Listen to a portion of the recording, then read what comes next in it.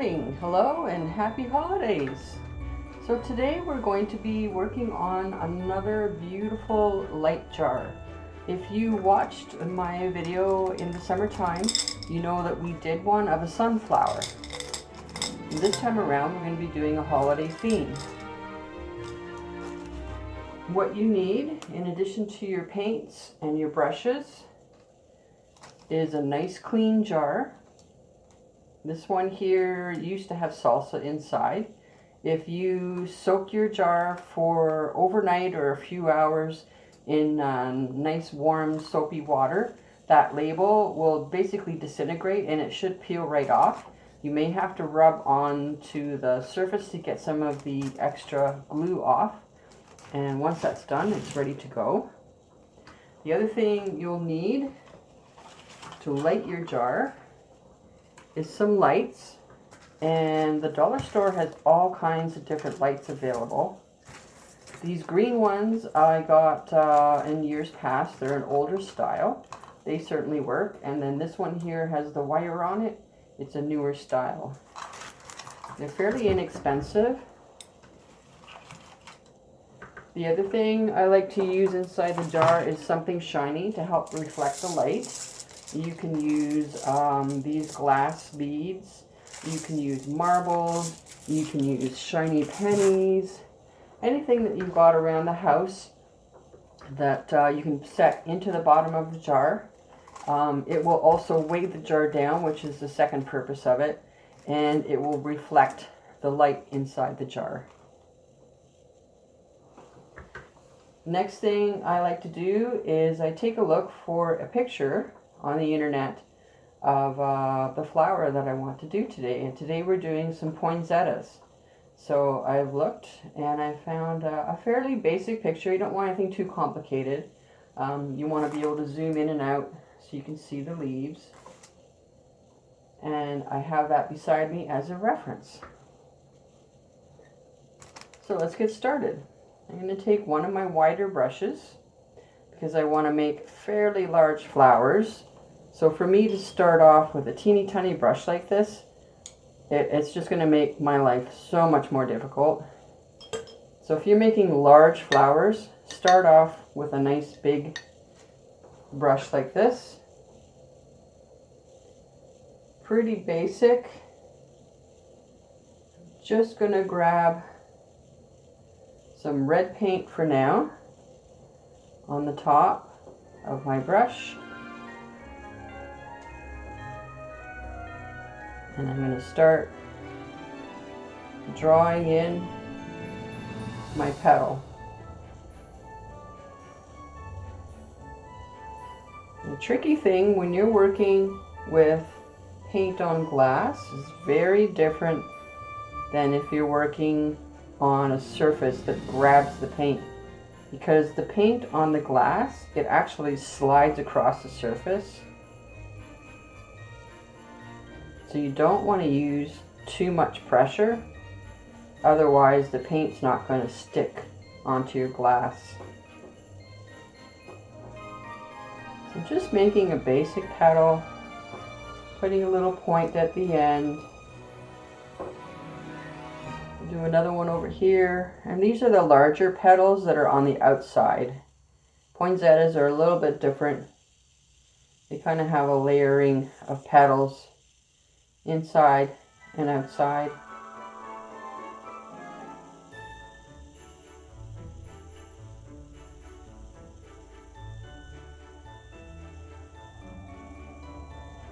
Grab it, swirl it around. It doesn't have to be perfect on the edges. You're going to go back through and add a few other things to this.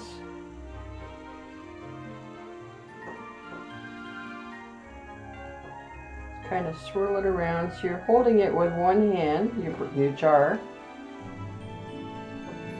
and you're painting with the other. So it requires a little bit of coordination, and if you've got kids doing this, they might find it a little bit difficult to hold the jar. You can certainly rig something up so the jar sits into something that will hold it.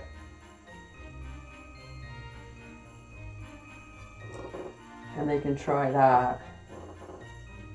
Of course, if you do have children who are doing this video, they should always be supervised by an adult. Paint, regardless of the type of paint, can have toxic properties to it.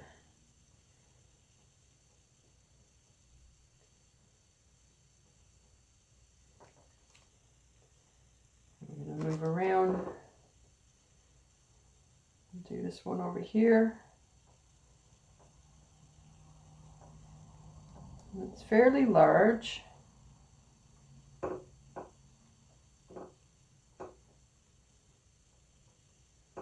This one I'm actually going to leave open on the end like that. So then we'll go in and I'm going to take, got some burnt umber, which is the, raw umber, which is the brown. I'm going to mix a little bit of my brown into that red now. So I have some darker areas.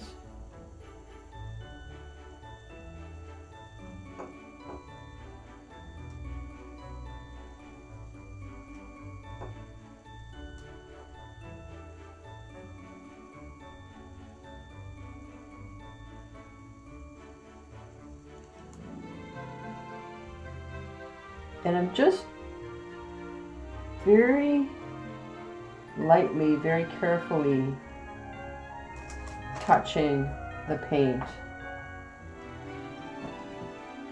onto the surface of the jar. Again, if you press too hard at this point especially, you're going to end up lifting off that paint that we've already applied. Grab some more red. And I'm going to mix a bit of yellow in just to get more of an orange red. So we've got a variety of red.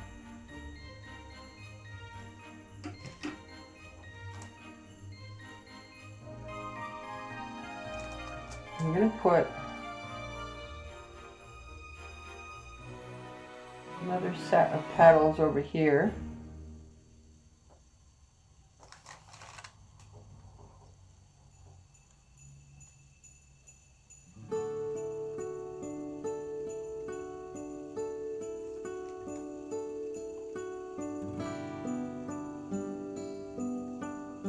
Inside.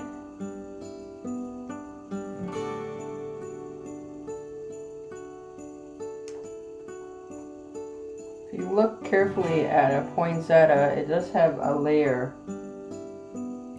of petals.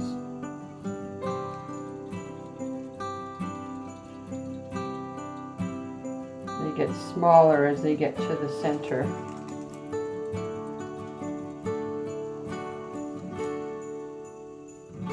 Take some yellow. We'll just dab in the dots of that center area of the flower with our yellow.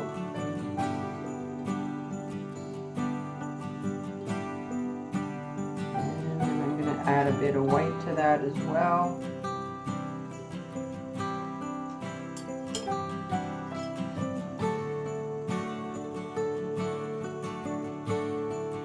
Smaller brush.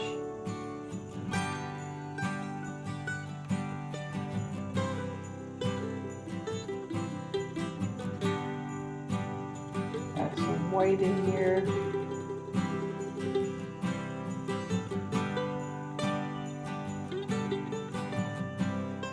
It's going to get really wet.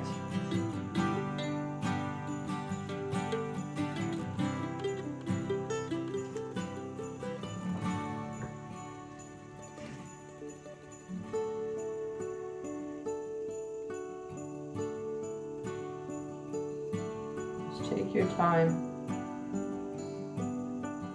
The other nice thing too is if you find that you're really not liking how it's working out, because it's on a very smooth surface, you can easily wipe it away and start over.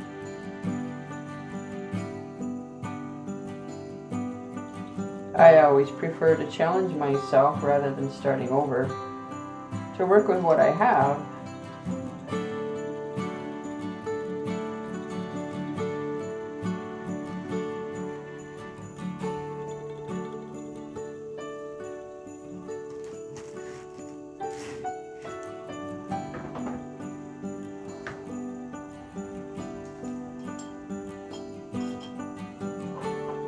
We're going to go over to the other side.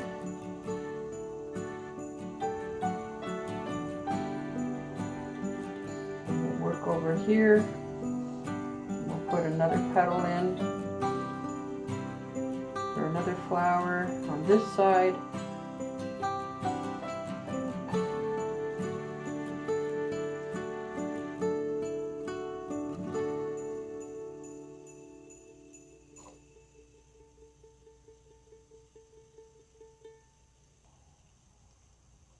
When you're on this side, you have to be mindful that you've got paint already on your opposite side, so you can't set it down or you'll smudge all your paint.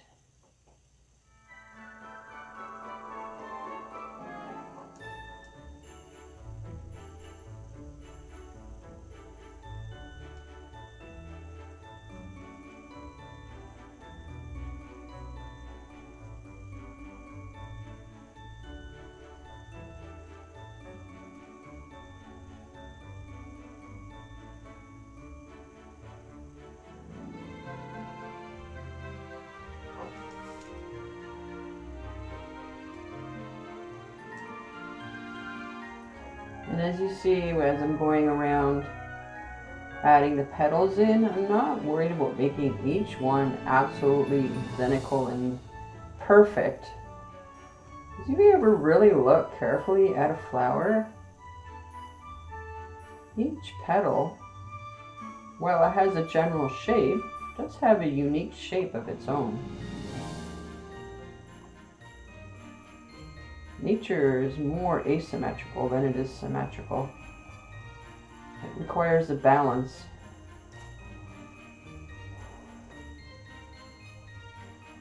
This one I'm going to put on the inside. I'm going to add some white to my red and make those petals on the inside a little bit lighter this time. Try something different. In here.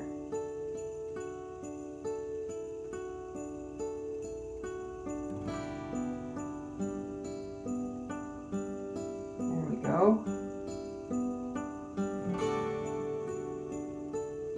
And that kind of adds a nice interest.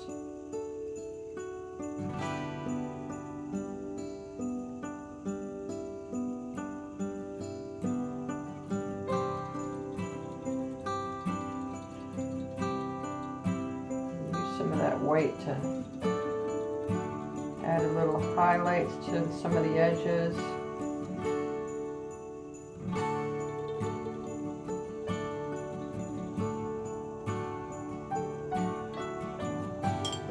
Grab a small brush.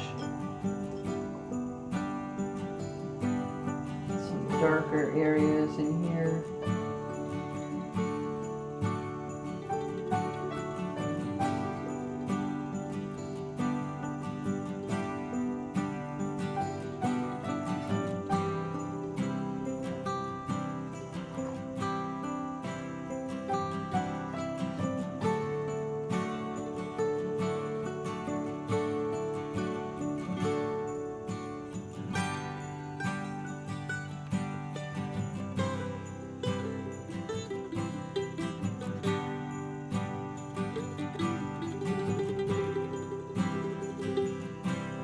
In.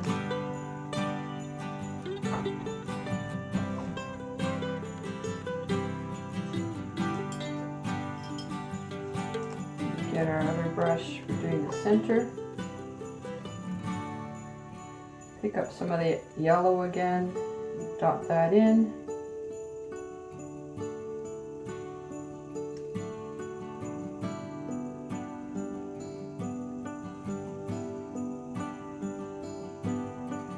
Got some white in around it as well.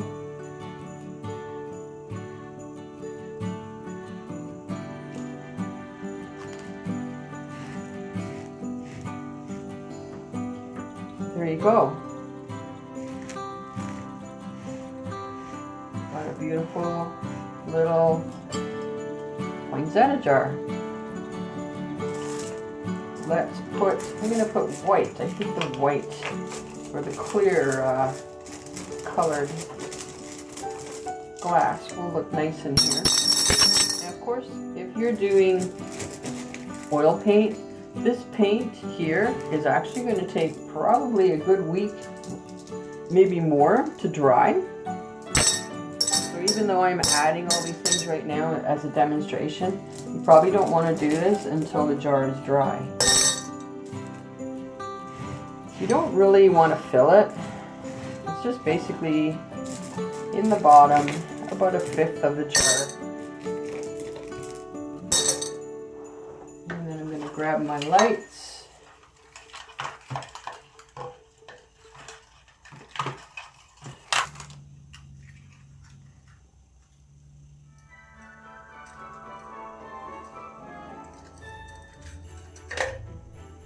And they'll get tucked right inside.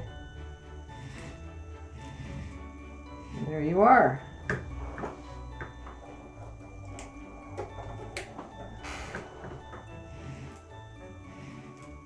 Beautiful poinsettia holiday light jar.